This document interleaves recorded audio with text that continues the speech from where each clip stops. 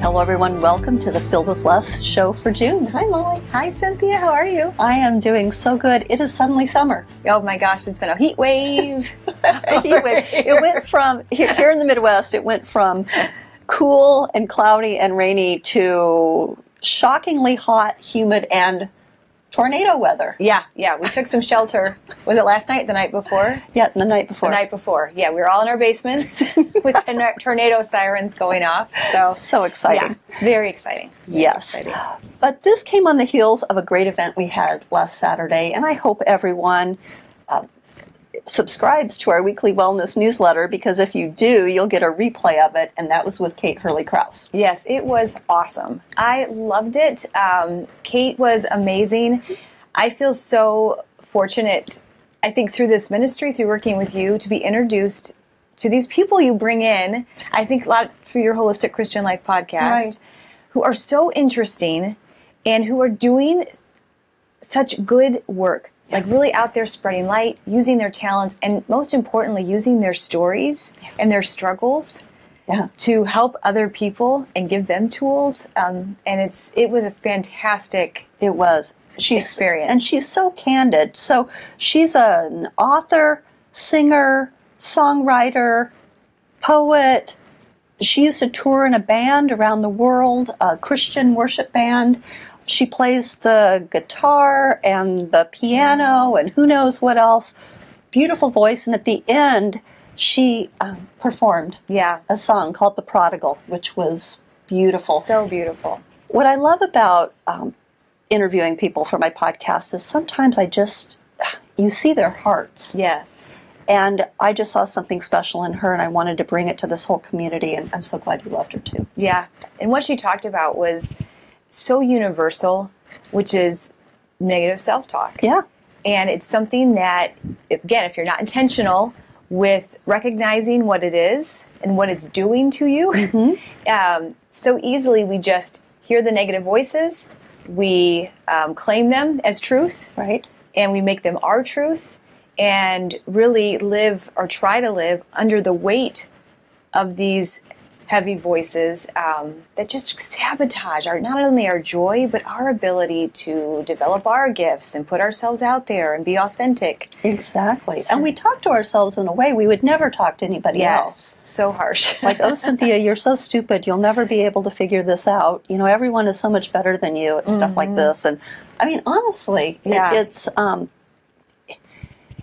what it does is it keeps you from moving forward. It keeps you from reaching goals. And from her book, The Prodigal Mind, she came up with a quiz, and she outlines 8 different personality types. So you can actually go to prodigalmind.org and take the personality quiz. And she has the 8 self-taught characters: the orphan, the inner critic, the should monster, the performer, the hider, the comparison queen, and the hijacker.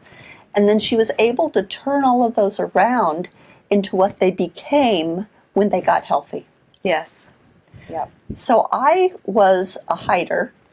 And what did you come out as? I was the should monster. Yes. So those kind of are self-explanatory. The hider turns into the one who is seen. Like, she stops hiding. Yes. And you turn into a compassionate friend, right? I believe so. Gosh, now now I'm trying to remember. I think so, because it rang true to me. Like, oh my gosh, that's Molly. Because when I think of you, Molly, I think of someone who has done so much work, journaling and prayer and everything that you've done in the last few years. I mean, I've just seen you. I mean, you are a compassionate friend. That's so kind. Yeah. It's what I want to be, and I think that's what Kate helped me realize, was like, that is the truest version of me. Yeah. And I need a lot of prayer to come back there, a lot of inner work. And I recognize now that, when I'm out of that space, those feelings come in, especially the shoulds, that like, you should be more accomplished by now. You should be a better mom. You should be a better friend. You should. And, having this kind of information, it allows you to recognize it sooner and get back to that work, get back to prayer, so that because I need help. I know now just to be like, Jesus, help me.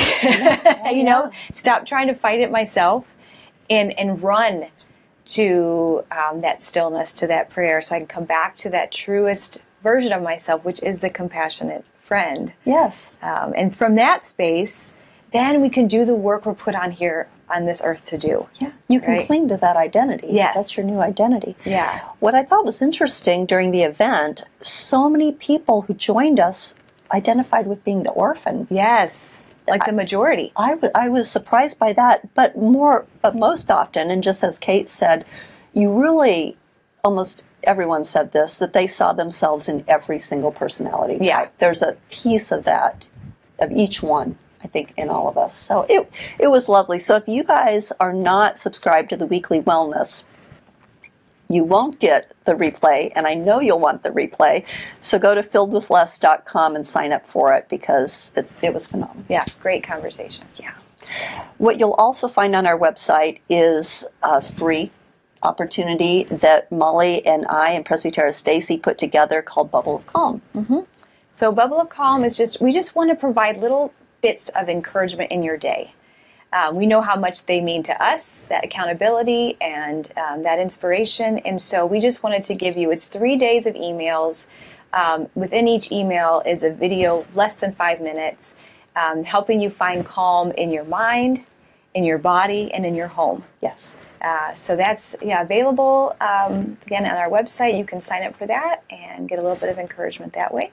Yes. And then another way is, a lot of people are going to be really excited about this, because I've been getting emails. When are you opening up 6 Weeks of Sanity again? Well, it opens up on June 20th, so that's just in a couple days.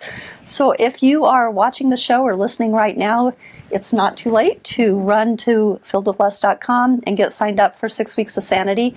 Molly, why don't we tell them a little bit about the modules? Okay, so we're going to go through 6 different modules. Yes. And help me remember these. Okay, the first one is you. Mindset. The first one is me, peaceful mindset. Yep. And then we go into time management. Yep, and goal setting. Goal setting. I teach that. Decluttering. Yep, decluttering, Presbytera Stacy Dorrance. And then healthy body. Healthy body, back to me. Yep, and then boundaries and relationships. Yep, that's you. That's me. And then fostering our faith. Yes, back to Presbytera Stacy. So Yes. we all take turns in teaching you some really life-changing tools, and we've had such good feedback every time we launch this course. People love it. They love the community. It's a warm, welcoming community that just accepts each other and loves on each other, and you guys will want to be a part of this.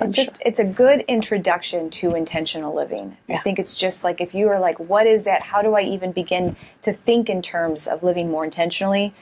This is like the primer course in that, right? Like this is and again, it's something with lifetime access, so that, you are continuing to draw from these tools, we hope, the rest of your life. Yeah. And this time, we are offering a free bonus. Dr. Iwana Popa is giving us her mini course called Seeds of Change for free. Oh, that's amazing. And she's amazing. She's amazing. She's fabulous. It's a $297 value that she's letting us use as a free bonus for anyone who signs up for 6 Weeks of Sanity. So this is the time to get involved. Meanwhile, let's talk about today's show. First of all, for Peaceful Mind, we're interviewing Lisa Schiller, and she's a friend of yours, right? Yes, she's a good friend of mine. I'm so excited to have her on. So we'll meet her in just a minute. Yep. We're going to talk about addiction, and that comes in so many ways, shapes, and forms. I think we've all been touched by it. Then we're getting into the Healthy Body segment, where we're going to talk about safe sunscreen. This is timely here in North America. Summer's just starting. And then we're going into the Productive Life segment, where we're going to talk about the HEART method of setting goals and actually living your goals, not just setting them.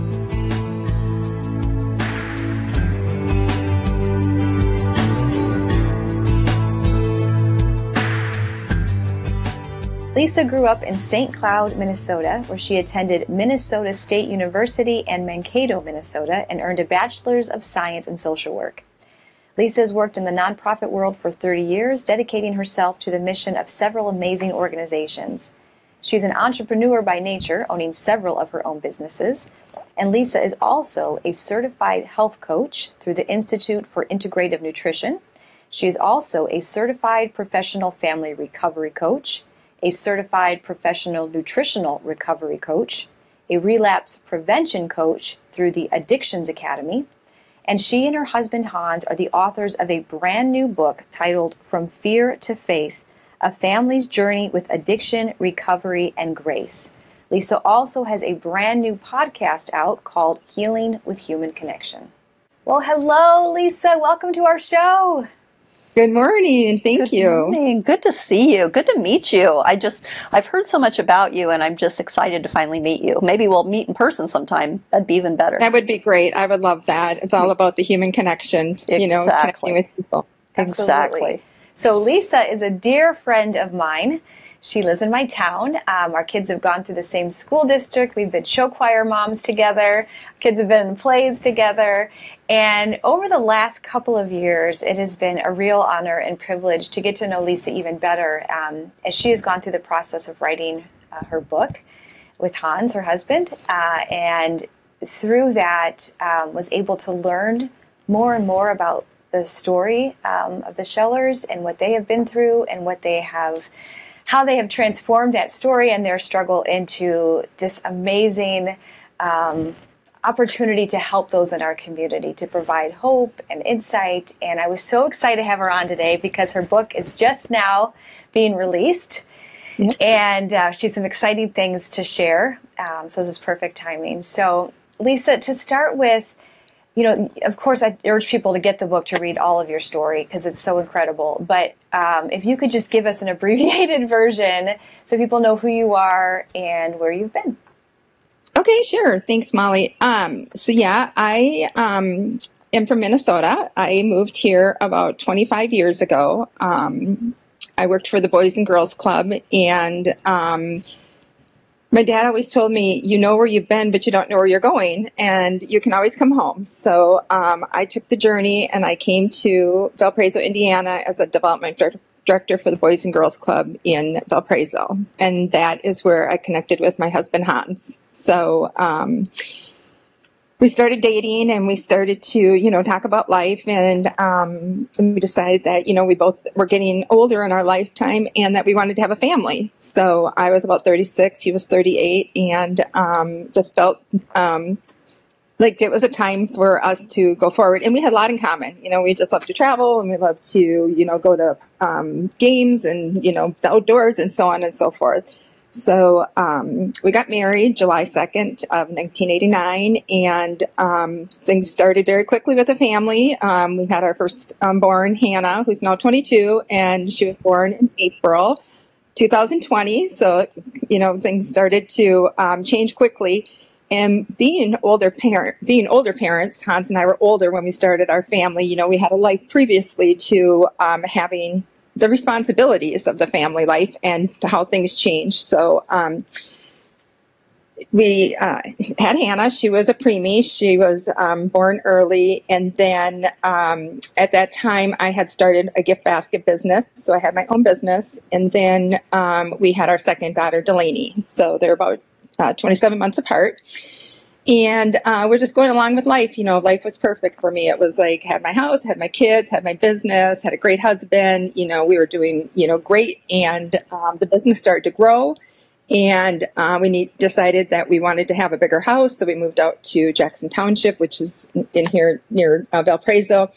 And then all of a sudden, stressors started to happen. More financial things started to happen.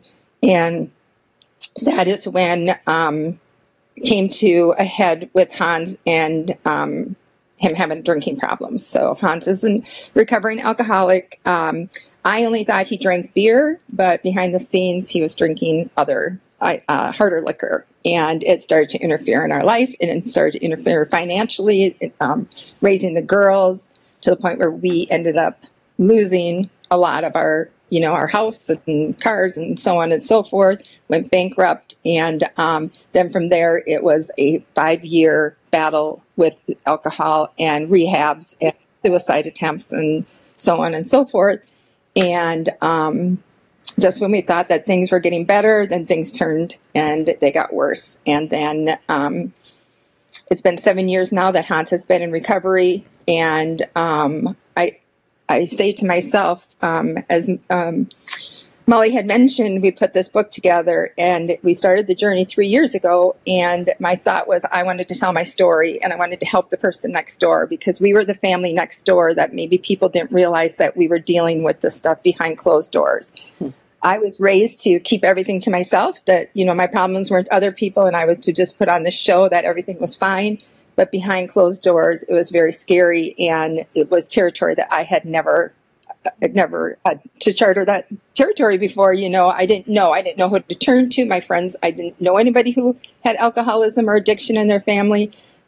We had friends that we got together with, and we had good times. We, drinking and stuff, but never thought in my wildest dreams that I was married to an alcoholic. And so Hans had to get help and had to maneuver through that. And like I had mentioned, we lost our house, and then we ended up homeless to the point we lived in the basement of some friends for a period of time, and just trying to keep my head above water with the girls. And and today Hans is, like I said, 7 years recovery, and he's a recovery coach and helps other addicts now. And we're hoping that our book will be able to help those who are struggling like we did and help provide resources for them to know that they're not alone, and that, we are here and we can help people guided along their process. Well, Lisa, thank you for sharing your story and being so candid and just sharing with so many people, because as you said, I think that, you're the family next door and no one knows what's going on. And I think that that is true of so many families in this world. We don't know what's going on in that house next door. Addiction is typically hidden because there's so much shame associated with it. And what do you wish people knew about addiction? How can we help those people who are living secret lives, feeling ashamed? They don't want people to know. How can we help them?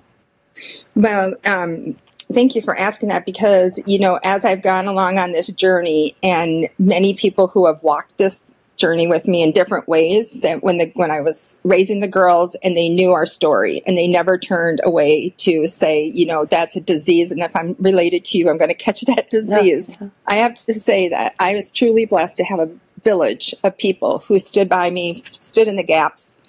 And I want people to know that it is a family disease. It's just not a disease of the addict. And I want people to understand that when people think he's an alcoholic or he's a drunk or she's an alcoholic, it is a brain disease, and it is a disease that's triggered, by the alcohol, and it's a progressive disease, but it's also a family disease. So it's not just the individual disease. And if that person would get better, then everything's going to be okay, because everybody has been intertangled into it.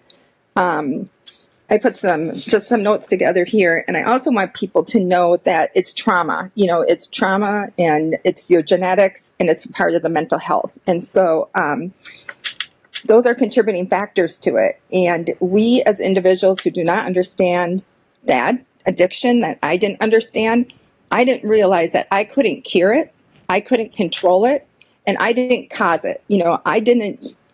I couldn't make Hans better. I couldn't make him want to get help.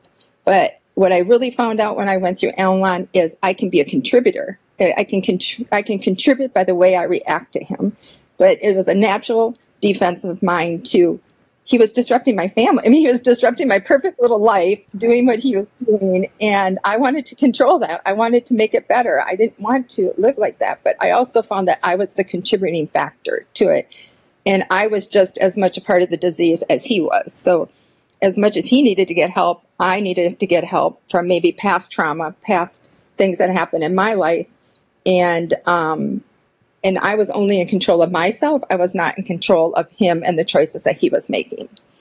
And then I also want people to know that recovery is possible. Sometimes we think that recovery is not possible. Like, this is how I am, this is how I'm going to be, and this is my, well-being. And it's not true. I mean, we have to change our brain to think differently. We have to retrain ourselves to look at things differently and deal with things differently and get techniques and skills that we may not have to do that.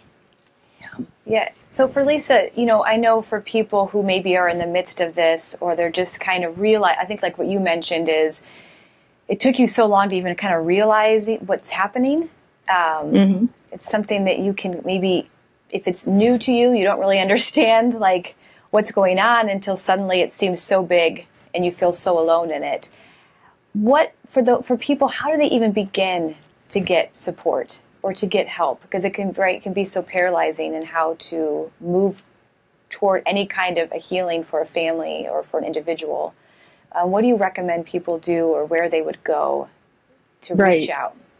Right. So as we've gone through this journey, and I mentioned that Hans is a recovery coach, and now I'm a family recovery coach, and I feel that I want to give back to others that are dealing with this. So, I want to make sure that I'm a resource, but then I also know that in our Valparaiso area, we have a place called Recovery Connections, which is a hub, and they have a lot of resources there, and they are free resources. I just recently started a podcast with some friends. It's called Healing with Human Connections, and it's all about substance abuse and mental illness and trying to destigmatize the, thoughts process, what people think about what it is, and bring it out into the open so that more help can be provided for people who are going through this. So I would recommend that people need to reach out to somebody and then, make that first step. And if it's not, they can't make it, then somebody else in their family can make that first step to get them the help. Because, it's getting that person to understand and coming to terms with that this is a disease that you're going to live with. And it's anything like if you had heart disease or if you had, cancer, it's a disease that you're going to have to learn how to deal with. Yeah, and it's not really cured. No. It's something that you're going to deal with for the rest of your life. And you're going to have to find out what your triggers are. And, Hans will tell me, and I recognize this in myself too, it's like people, places, things. What are those triggers? What are the things that you are having a hard time dealing with? And what are the different skills and new techniques that you can learn to deal with those things? Because we know life is hard and life difficulties come up. And a lot of us were not really trained to how to handle these things. And, the unexpected things come up that we never thought we'd find ourselves in. So there's lots of people out there, therapists, there are people just want to listen, like myself, or there's people that, can guide us to the right place. I'm glad you mentioned genetics and trauma. I look back at both of my parents were alcoholics, and they both had some major trauma when they were growing up. My dad more so. And then I know on my mom's side, genetically, she comes from a long line of people who have had this issue. And I think that, we talk about trauma a lot, and I think that some may think, oh, trauma, everyone has trauma, we all deal with it in different ways. But a lot of those ways are healthy, and a lot of those ways are destructive. Yeah, and I love that you're teaching people how to handle them, in a constructive way. And I think when we look at the disease and we talk about trauma, and a lot of people have been through trauma, people haven't learned how to deal with that trauma. And it's a part of the brain that has had this trauma that starts to separate away from its thinking process, and they have to self-medicate themselves. One of my co-hosts on our Healing with Human Connections is a trauma therapist, and she has a horse therapy. That's what she does, is therapy through horses, Amakara horse healing. And I find it very interesting on how the horses relate to the human mind. And it's getting people to bring that trauma back and closing the gap between your thought processes so that they can start to think more clearly.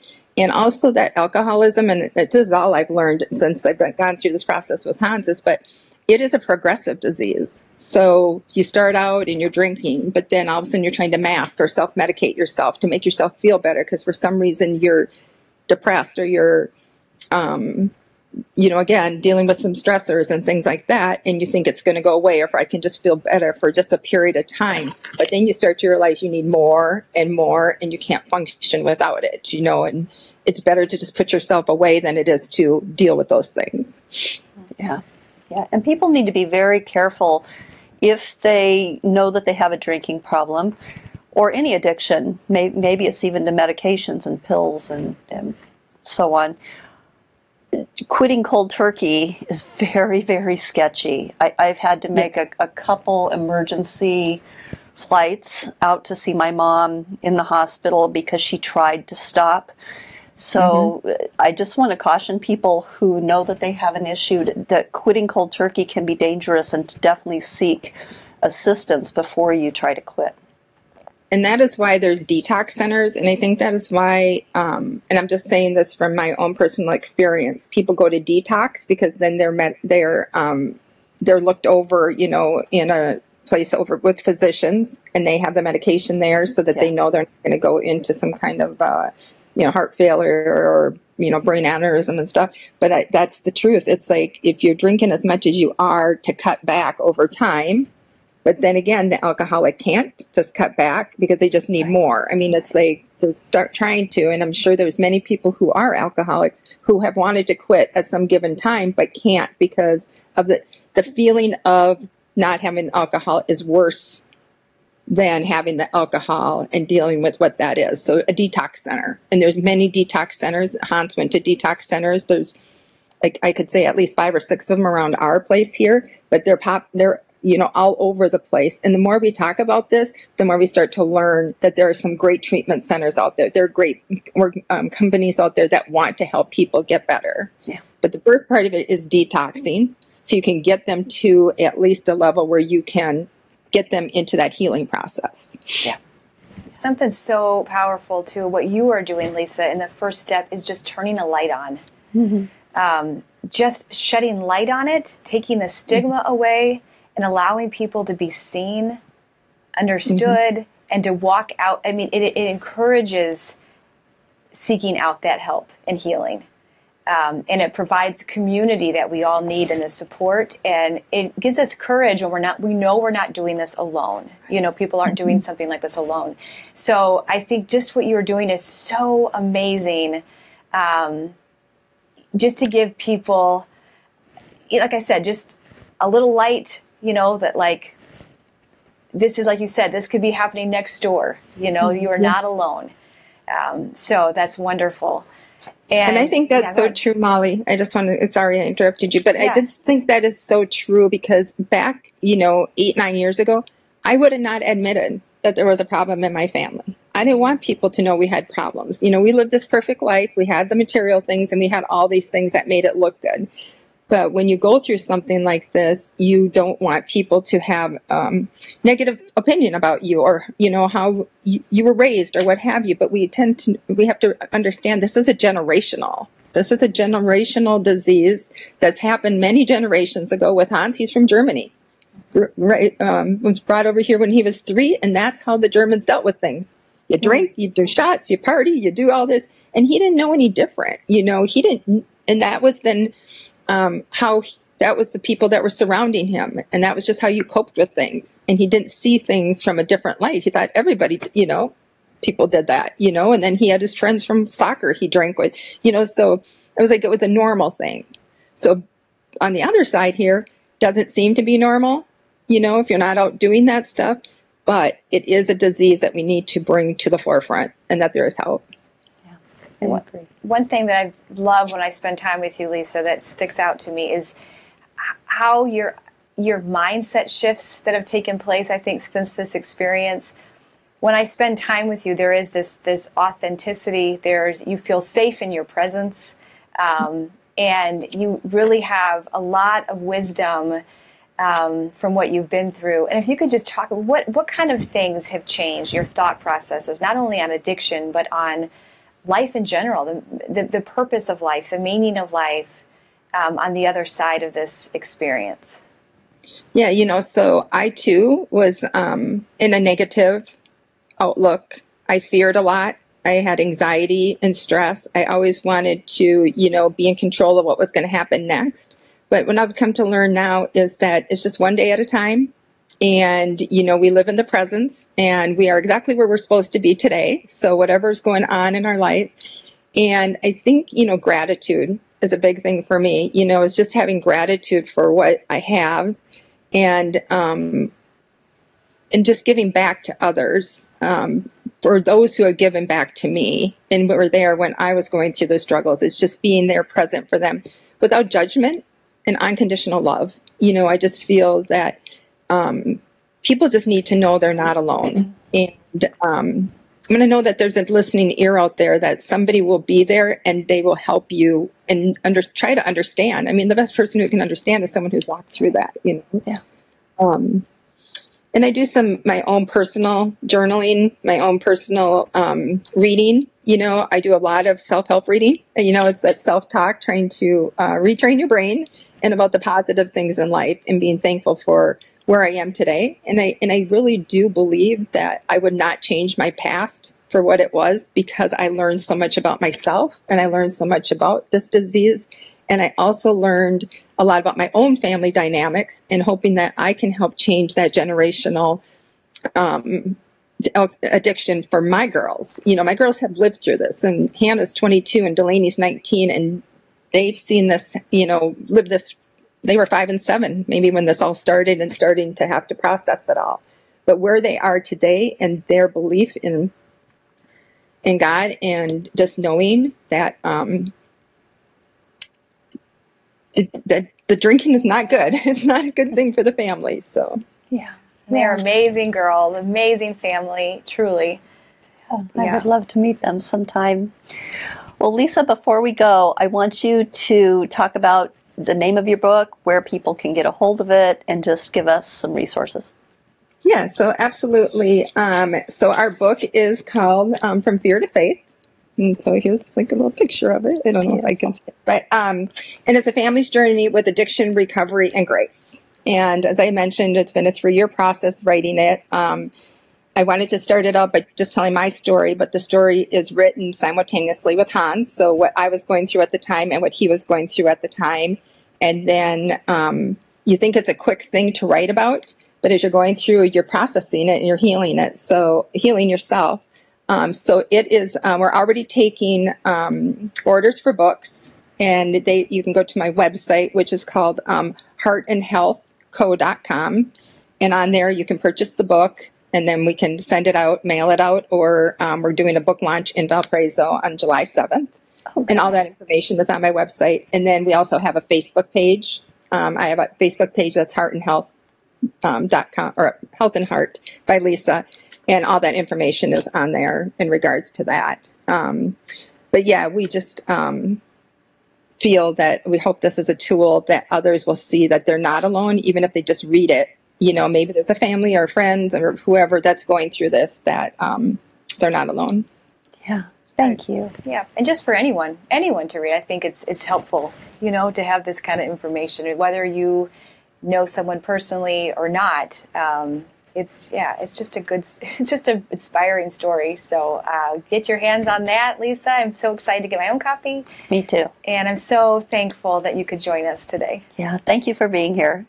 Yeah, and I really appreciate it. And I appreciate Molly being along on this journey with me as I've been writing the book. So this has just been a pleasure to know Molly and all the great work that you do with Filled with Less. And just when I talk to people about it, they just say, wow, I need that. Filled with less. I think that's what happens. We all think that we need all this stuff, but when you start to declutter, the peace that comes over you to know that what's really important.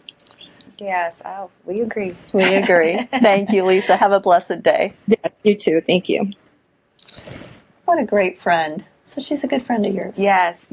I love Lisa. Every time I'm with her, I leave so encouraged and inspired. She just has such, usually when you're with people, I felt the same way about Kate Hurley. When you meet people who have really gone through something, kind of come out the other side, they're just so compassionate and real and wise. Yes. Don't you feel that? I do feel that. So yeah, I love spending time with her, and I've learned a lot from her. So I was thrilled that she could be with us today. Good, good. You know what? It's so interesting, Molly, how God has both put us on this path. You know, our audience is probably noting that for the last couple months we're sort of on this addiction thing with Christina Veselak and now Lisa. And I've started taking Christina Veselak's amino acids course on helping people with addiction and people with depression, anxiety, ADD, etc., with protein and amino acids. Mm-hmm. And you're taking Nicole Rokas's class on trauma, right? Correct. It's a course. Right. It's called Expand, and she is a trauma coach, and she has created this program for creatives. So, people who are vocationally, professionally in the creative field, and, kind of meeting the unique needs of creatives who are still processing trauma. Okay. So that's been amazing. And I think, like Lisa said, I think it's just, recognizing all of the needs around us and taking away the stigma of things like mental health or addiction, and beginning to be healing sources for one another. Yes.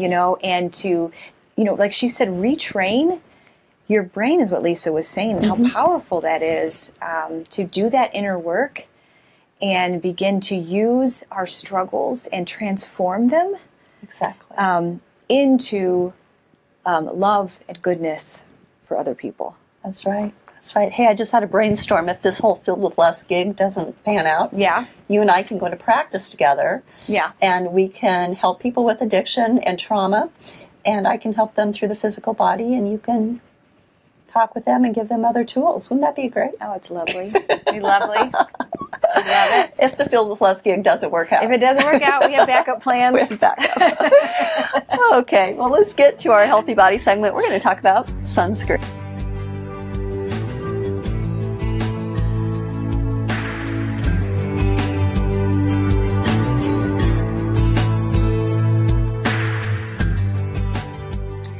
Well, it's that time of year, at least here in the United States and Canada, where we are getting into summer and people are putting on sunscreen every day. And I want to talk about that because there are some harmful chemicals in sunscreen, and we're going to talk about how to narrow down to the good ones. But Molly, have you ever been sunburned? So many times. Yeah? Oh my gosh, so look at me. I have auburnish hair, pale skin, and when I was a teenager, I was in California for some of that time, and we would just, put your baby oil on, fry up by the pool, and I would get blisters, such bad sunburns, and the worst one I ever got was in college. We went to the Florida Keys, and it was, super hot. We were on the ocean, hadn't been exposed to the sun for the whole winter, put on like a SPF 4. Oh, dear. And I was so burned that I was sick. Fever in bed, lost 2 days of our vacation. So ever since then, I've been pretty dedicated with sunscreen, but I've not always necessarily been picky on my sunscreen. Yeah. So. Yeah. Well, sunscreen, just like so many other things, I mean, you're kind of led by the marketing, right? Yeah. It's healthy, it'll prevent cancer, and then there's the picture of the pretty girl on the front or whatever, right? And it's like, oh yeah, this looks good. But sunscreen isn't sunscreen. I got burnt a couple bad times in my life, and I want to chalk it up to growing up in Oregon. Not that we didn't have like sunny, hot days, and not that I didn't slather myself with baby oil and put lemon juice in my hair. Oh yeah. Did you do the lemon juice? Oh yeah. It's kind of orange, kind of turned a little orange. Luckily, my lack of patience worked for me, because after about 10 minutes of laying out in the sun, I was like, okay, next. Yeah. Let's do something more exciting. But what happened when I was in my 20s, I started traveling, and I went to Lake Tahoe skiing, and no one even thought to say, hey, Cynthia, did you put sunscreen on your face? They just assumed I would know this. Terrible, terrible blisters all over my face. It was terrible. And then Jamaica, you think I would have learned my lesson, but forgot. And again, it was my face and my chest. And I'm just kind of waiting for skin cancer to happen at this point. But one of the things I want to talk about today is what we're saying, I mean, they are so full of chemicals that are actually linked to cancer. And here we're putting sunscreen on to try to prevent it. Right, like every day, something we're putting on a ton of. Exactly, a ton of every day. And it builds up in your system because whatever you put on your skin, within seconds, it enters your bloodstream. What happens when these chemicals enter your bloodstream? They start going into your brain. They start going into all of your organs. And now suddenly your brain, your other organs, they aren't functioning the way God created them to function. So I just have a couple facts here that I want to share with you based on studies that have been done, because here's the issue too. Personal care products have not been regulated since 1938. So that's 81 years ago. So you can imagine how technology just, changes just like that. Boom, boom, boom. So in these chemistry labs, they're coming up with new stuff all the time. No regulation. And right now the FDA is looking at 16 different substances that they've always considered generally safe. I always love that. Generally regarded safe. But they just need more proof past the thousands of studies that are already out there that these things are harmful, and they're still on the shelves and they're still being used by people. So the first chemical I wanted to talk about is oxybenzone. So it's in about 70% of sunscreens. And it acts as an endocrine disruptor. So it's been linked to reduce sperm count in men, endometriosis in women. For young girls, it is affecting their breast development. For young boys, their testosterone development. And it's also lethal in marine life and is destroying our coral reefs. Oh, gosh. So, it's bad for us. It's bad for the environment. And I believe Hawaii has even tried to ban the sale of it. I don't know if they've been successful. But there are 8 other chemicals that have the same effect. And they're not only in sunscreen themselves, but even like makeup or lip balm or moisturizers that say that they have an SPF in them. A lot of these companies mix them with vitamin A, which is also known as retinol or retinol palmitate. And that's linked to actually increasing skin cancer. They work together synergistically and have been shown to encourage cancer. So again, we've got to be really careful. We've got to read those labels just like on food. So retinol, like you see, like to reduce wrinkles, that kind of retinol? Yep, that kind of retinol. Okay. Exactly. So you pick up a beauty product and you're like, oh wow, it has sunscreen in it, so it's going to prevent me from harmful rays, and it's going to help improve my wrinkles. Well, what's bad about that? Right. Well, there's a lot bad about that. So it also has effects on the brain. So again, remember, everything put on your skin goes in your bloodstream, winds up in all of your organs, including your brain. And one of the newest developments in sunscreen is nanoparticles. Okay. And this is not only being used in the actual creams and lotions, but also the sprays. Oh, yeah. Well, that's a double-edged sword, right, Molly? Because not only is it going on your skin, but you're breathing it into your lungs, which is scary. And it seems so convenient, right? It seems so convenient. Yeah, exactly. But when you're at the beach and you see people using the spray... Yeah, it goes everywhere. It's going everywhere. Not only is it not all hitting the person's body, but the person's breathing it in, and everyone around them is breathing this in. And this is particularly risky for children whose lungs are developing. So, enough gloom and doom. Okay. You have to be what careful. are some good ones? So, give us hope. Well, first of all, you can go to the Environmental Working Group. So that's ewg.org. They have a whole list that they put out every year of ones that they consider safe. Okay. ewg.org. Okay. Exactly. There will be, you'll see sunscreens on there like Beauty Counter, which is what I use, but I have to order it online, and it's something that isn't like readily available. But they do have others on there. In fact, I saw one banana boat, for instance. Oh, okay. That's you can get that. Might be at your local drugstore. Right. So don't think that, now I'm going to have to spend a ton of money and I'm going to have to order online and it's going to be a big thing. Just go take a look at ewg.org and you'll get a whole list. And also make sure that you're not using the sprays because you don't want to harm yourself, your family, or the people around you. and it's also not good for the environment. So I want you to all have a healthy, safe summer, and this is going to go a long way to ensuring that. And I've already been so my daughter is a camp counselor this summer, and she's in the sun all day, and I'm already making a mental note of call Priscilla after find out what sunscreen she's using. Send her. I will probably send her a case of something that I think is healthy. Okay. Yes. I like her to have what she needs. So. And before we go, I also want to say that you can build up your sun protection internally too by eating more leafy greens, more fresh raw vegetables. Yeah, because of the antioxidants. And then they build up that protection, and making sure your D levels are where they should be. Mm-hmm. So your D levels should be between 55 and 80, not down in the 30s or the 40s. Right. You want it higher than that.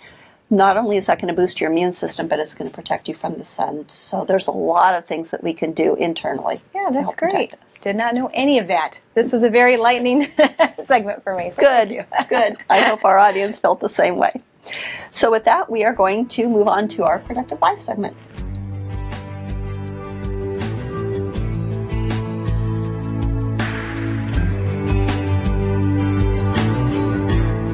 Well, welcome now to our Productive Life segment. And today we are going to talk about goal setting in a different lens. Yes. We're using the thoughts and the insights of Whitney English, who is someone you introduced me to recently. Yes. You just did a podcast with her. It's not out yet. No, not till September. I got a sneak peek. You did. I sent you. Being your partner. It was beautiful. She has a beautiful book out as well called A More Beautiful Life. And Cynthia, tell us more about your interview. Tell us about the difference between, as she says, the goal setting and goal living. Okay, I'll tell you all about it. But first, I just want to say, when I'm interviewing people, sometimes I can just see their hearts. And she's such a beautiful person, inside and out. She creates such beauty. Her book is beautiful. She has planners on her website. Oh, cool. Yeah, WhitneyEnglish.com. Okay. Not only are her planners gorgeous, but she has free downloadable page samples. So you can print them out and even see if it works for you before you what a even good buy her idea. planner. God, that's so smart. I love that. Smart. I wish I'd thought of that back when I had my planner. I love it. So everything she does is so beautiful, and it's no wonder she's actually an interior designer by trade. But the interview started out talking about her book and about goal setting and goal living and her heart method, and turned into being about the beauty of the church. Oh, wow. It was a great segue. She isn't Orthodox, but she recently started going to a liturgical church, and she was talking about how just walking in and seeing that beauty compared to churches she's been to in the past that were just very plain and austere, how that just enhances the worship experience. And so we really connected on that. Oh, that's neat. So I just loved her. But one of the reasons she came up with this heart method is she's been through some tough times. We're talking about people who've gone through tough times, like Kate, like Lisa. Yeah. Well, Whitney's another one. And she was able to come through that, turn it around, and uses what she learned to help other people. And one of the things she realized did not work for her is setting SMART goals. And you and I teach about SMART goals in 6 Weeks of Sanity. But I know that it doesn't really resonate with a lot of people. I think there are a couple reasons for that. First of all, it came out of the corporate world. Yeah. And first of all, for those of you who don't know what a SMART goal is when you write out your goals and you make sure that they're specific, measurable, achievable, relevant, and time-bound. So it's a very definite process. So number one came out of the corporate world, and sometimes it's hard to translate corporate goals or business goals into personal goals. Sure. Right? Right. Other people, some people just don't have that type of mind that kind of goes there either. Maybe they're a more creative type like you. I don't know if SMART goals have ever worked for you. Right. And when because Whitney mentions this, that if you tend to lean more toward type A, it's a great method. Yep, that's me. I am not type A. So I think that it works really well for some work goals when there's a project with a firm deadline. I think that does doesn't always translate as well, like you said, into more personal, ongoing goals. That's right. For me. That's right. And I'm just going to quote from her book. Mm-hmm. She said that her heart method was born out of her desire to goal live instead of goal set. Mm. Goal setting has to do with a destination, so SMART goals are like this, right? A place you want to get to, a thing you want to acquire, something you want to finish. Goal living is about peace of mind and has a personal internal reward. It's about seeing your life with a fresh perspective, and it offers grace with the confidence that you've done your best and you're living out your purpose. And isn't that what you and I are always talking about? Yes, I love it. You know, it's more like I think of it more as like a rhythm, right? A gentle, healthy rhythm. Yes.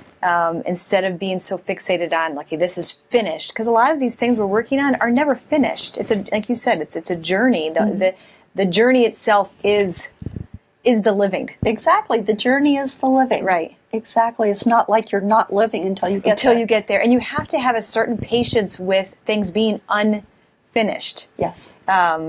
Just in a small way, we've been redoing my son's room. That's what he wanted for graduation. Repainting it. It looks amazing. But I was thinking as I was doing it, when you want to beautify something or really clean up that space or transform it, there always has to be a little bit of upheaval beforehand, because you got to take everything out, and you have to be patient with the things being out while you're working on it, and know that there's a greater plan happening. Yes. And so just kind of not stress about the steps it's taking to get there that aren't always so neat and tidy. Right, right. I just love that you brought that up, because, I'm about to take my little 4-day personal reflection trip by myself to go hiking and praying and everything I'm looking forward to. But isn't that true with life? Mm-hmm. Like sometimes you have to take everything out. Yes. And it seems like a mess. Yep. But then that gives you the white space to be able to create something new, something fresh, something beautiful. Yes.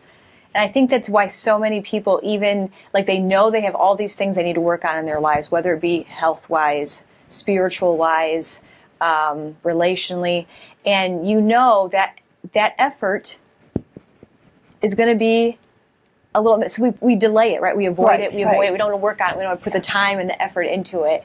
But on the other side of that effort is transformation. It is. Transformation. It's worth it. So but it's learning to be patient with the journey and not perfectionistic with a little bit of mess. Exactly. As you go through that process. Exactly. Be comfortable with the mess. Mm-hmm. Well, let's talk about the heart journey. Okay. We'll start with H. Okay. H stands for helping yourself. And this is something Molly and I talk about a lot. It's basically self-care. Yeah. She says you can accomplish so much more and go so much further when you're strong, healthy, and energetic. And of course, we teach this in 6 Weeks of Sanity. We teach this in the show here. If you pay attention to your sleep and other types of rest and handling stress and your nutrition and movement and your breathing and your prayer life and all the different components that make you the best that you could be, you're going to go so much further. It's absolutely true. And if this is one thing, I think about this ministry, like we're all called to use our gifts or the things that, the longings that God has given us, or the joy, or, and this is an area that I just am bubbling over with. Yeah. And I know you are too, because I've experienced it over the last 2 or 3 years. It absolutely changes your life. Everything about it. Your home, your relationships, your ability to figure out what your talents are and to begin to use them. But it does start with helping yourself and beginning to change what you put in your body, what you put in your mind, what kind of habits you employ throughout the day. You need to have energy and health. And I was just telling my kids this the other day, like, the amazing thing about starting to make, instead of destructive choices, starting to make healing choices, is that you'll know it's healing because it'll start to heal everything else around it. Yeah. The people around it. When you start working on your body, your mind benefits. and that's so amazing. Like it's a beautiful first step, and you have so much control. You do. Over things that you think, oh gosh, I'm just a victim of my circumstances. And yes, we all have hard things. We've seen that. We've seen that today. People have hard things, and they continue to come through them to experience that resurrection. And a lot of it comes from this intentional living. Intentional living, intentional self-care. E is for empower yourself. Once we're strong and healthy and energetic, we can address the heart, mind, and soul. So we address the physical. Now heart, mind, and soul. What those needs are and how to meet those needs. So that's E. A is for all your people. This addresses your relationships. And again, I love the synchronicity with 6 Weeks of Sanity here, because everything she's teaching in her heart method are what we have modules on in 6 Weeks of Sanity. So do you see what she and I were just like, yep, yeah, I get you, sister. But it reminds me of that how important the social life we have is, and the relationships we have. It has so much to do with our happiness and our peace. Yes. We're reading that book for book clubs. We'll talk about this later, but the Sacred Rest. And she mentions that too, that we are designed to need this rest. And I think one thing that Whitney said in that podcast that was so good is, you cannot repair a car that is barreling down the highway. That's right. You have to pause. You have to have sacred rest. And one way to experience that is through relationships. And sometimes we don't prioritize that. Like the coffee hour after church, just spending that time visiting, having people over for dinner, meeting a friend for coffee, those really begin to heal everything. Like it's so important to this process. Yeah. That's a huge part of self-care. Yeah. It's interesting, our caregiver group, we were just talking about that on Monday, how important coffee hour is. Yeah. And I had to raise my hand and say, I'm one of those people. Church is over, I'm out the door. Yeah. And I feel terrible about that. And a couple of the other gals were like, oh my gosh, we close coffee hour down. It's like our lifeline. And they were giving me tips on how to do coffee hour. It was funny. Yeah. So here's like socially? Yeah, socially. Because I'm an introvert. Yeah. And I think that's part of why I just walk out. Yeah. They said one person, and this is a sidebar, I know. Yeah. But one person said that one tip is you get your tea, your coffee, or whatever, and you just go sit at a table. Yes. You claim a table. Yeah. And you sit there, and then people will come up and say, hey, do you mind if we sit here? Sure. She said, before you know it, you've got a group of people that you kind of always sit together. Yeah. At least this is how it worked for her. And she says it's just created some great relationships, and it was all because she staked out a table with her tea. No, that's a great idea. Especially if it's kind of intimidating. Yeah. I know what that feels like. You're a bunch of people. Where do you start? Who do you talk to? And if you just plant yourself and trust that the people that sit at your table, that's who you're supposed to talk to that day. Exactly. I always have this fear no one's going to come sit with me. But anyway, my Cynthia as a young child is coming out here. Okay. R is for resources and responsibilities. So these are our usual daily tasks. Okay. So our work, cleaning the house, keeping within our budget and minding our finances. It really is managing all the blessings that God has given us to utilize. That's a neat way to look at it, actually. Yeah. To think about that. Like, here are the blessings I have, my home, my finances, and how am I going to be a good steward of that? Yeah. And the last one, T, is for trade and talent. That specifically has to do with your profession. Maybe it's something where you earn money, put food on the table. Maybe it's a volunteer opportunity. You're helping people. Maybe it's being a homemaker, creating peace and joy in the house. It's anything that you're doing to just use your talents and your gifts that God has given you. Yeah. So she goes into depth in all of these in her book, but she came up with this system. She really felt like God had laid it on her heart. It's really helped her. She uses it for long-term goals. Yeah. She uses it on a weekly basis to plan out her week. She uses it on a daily basis to structure her day. She even uses it in retrospect, like looking back to say, well, this was a difficult week. This was a difficult day. Was I following my own heart method? And it works wonders. So I encourage people to get the book. I think it's really beautiful. It's gorgeous. Even just sitting on my counter, I love walking by it. It just Seems like it'd be a good morning stillness book to yes, have. a good morning stillness book too. Good vacation book. Yeah. It does remind me when you talk about how if we're not living our values, there's stress there, right? Because the things that mean the most to us aren't reflected in our daily schedule. Yes. And I think about that a lot as I'm planning out my week. Am I purposefully making time for coffee with friends, for coffee hour? Am I scheduling that in? And to go through these, the HART when you're planning is really powerful to make sure that you are living every day and every week out those things that mean the most to you. Exactly. So run out and get that book. And with that, we have come to the close of our June show, but there are ways to keep in touch with us. First of all, you know about book club. Yes, so I love this book this month. This was a good one. I do too. It's called Sacred Rest by Dr. Sandra Dalton Smith, someone else you've interviewed in the past.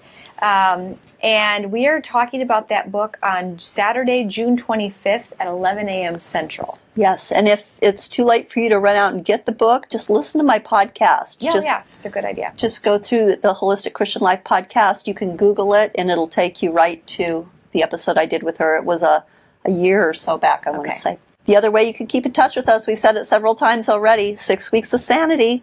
It's opening up on June 20th. Molly Sabrin, Cynthia Damascus, Presbytera Stacy Dorrance from the singing group Icona, the three of us put our heart and soul into this course, and we know that you're going to love it. So with that, we will catch you next month. We hope to see you sooner, though. Bye-bye.